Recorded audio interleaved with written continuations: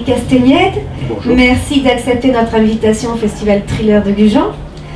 Vous venez d'écrire votre 3e roman au titre d'un 26 août à Arcachon. Ce roman policier a pour toile de fond le bassin d'Arcachon, où Hugo, votre personnage principal, est suspecté d'un double meurtre. Et c'est un capitaine de gendarmerie tout droit débarqué de Paris qui va mener l'enquête.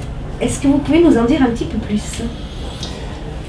Oui, bien évidemment. Donc, déjà pour moi c'est important d'écrire sur Arcachon et principalement le port de la Rosse, puisque j'y ai vécu jeune, très jeune. Donc pour moi c'est affectif. Après il faut bien gérer une histoire, gérer tout un contexte. Alors, vous parliez d'un gendarme issu de Paris, venu de Paris. Bon, parce que j'ai préféré avoir quelqu'un de neutre, quelqu'un un petit peu qui vient de Paris, qui ne connaît pas l'homme. Un petit peu, il y a la relation entre Paris et la province, donc j'accentue un petit peu l'effet. Oui. Mais c'est vrai que ce gendarme, il a des a priori, la province, le bassin d'Arcachon, c'est joli, oui, mais et petit à petit, on se rendra compte qu'il s'y attache et que finalement, il va peut-être rester y vivre. Oui. Donc ça m'a plu, plutôt que mettre en scène un gendarme du cru, du coin, j'ai préféré un petit peu ramener une note un petit peu particulière. Alors justement, comme vous disiez, vous connaissiez bien Gujan et le bassin, donc vous avez une histoire, vous êtes venu en vacances, vous avez une histoire avec le bassin, quelle est-il ? Oui, donc mes grands-parents avaient une maison à Gujan, et donc j'ai vécu les 15 premières années de ma vie à Gujan, et je suis venu me baigner des milliers de fois au port de la Rosse. Donc, D'accord. pour moi, Arcachon, c'était une évidence d'écrire dessus. Alors, c'est mon 3e livre. J'ai écrit sur Montalivet-sous-Lac, que je connais bien aussi. Je suis originaire de la Haute-Lande, donc j'ai écrit mon 2e roman qui se passe dans la Haute-Lande. Et là, ça me paraissait évident d'écrire sur Arcachon et Gujan. J'ai un avantage, au moins, j'ai pas besoin d'aller faire de grosses recherches pour connaître les lieux, les endroits. Je connais bien, donc ça me facilite la vie également. Et puis, comme j'ai dit, le côté affectif joue beaucoup. D'accord. Alors, comme vous avez un métier, vous travaillez en parallèle, et je voulais savoir, quand on a un métier, est-ce qu'il est difficile de pouvoir conjuguer ce travail d'écrivain, la vie familiale, la vie professionnelle ? Est-ce qu'on arrive à avoir un équilibre entre tout ça ? Oui, assez facilement, parce que je ne me prends pas la tête pour écrire. C'est-à-dire que si j'ai pas envie, si j'ai pas le temps d'écrire, j'écris pas.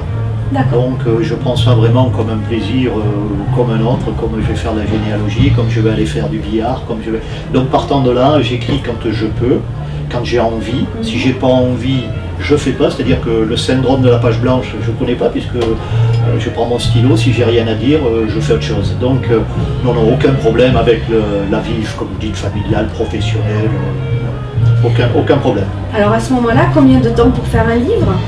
Un roman ? Je mets bon, allez, je vais évaluer ça à 6-7 mois.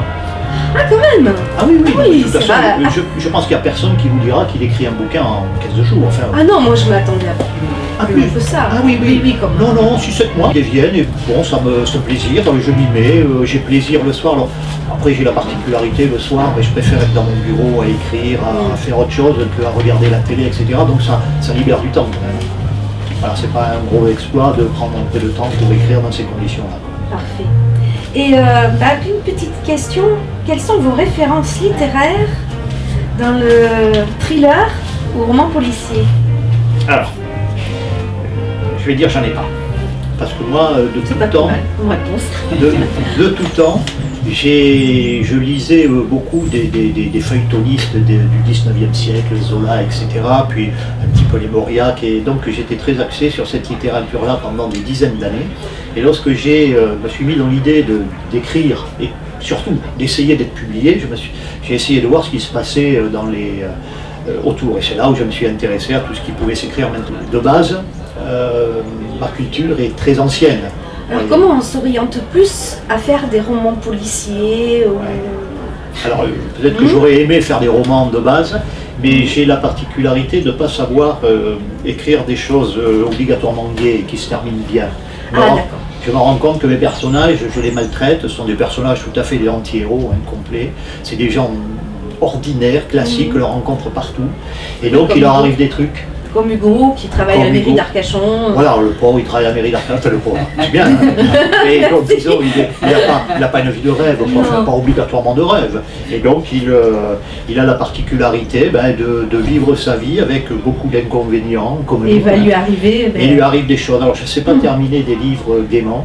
Donc, du coup, ça engendre un petit peu un meurtre par-ci, par-là. Donc, c'est pour ça qu'après, on me le classe, c'est pas moi qui l'ai classé, hein, mais on le classe dans le thriller.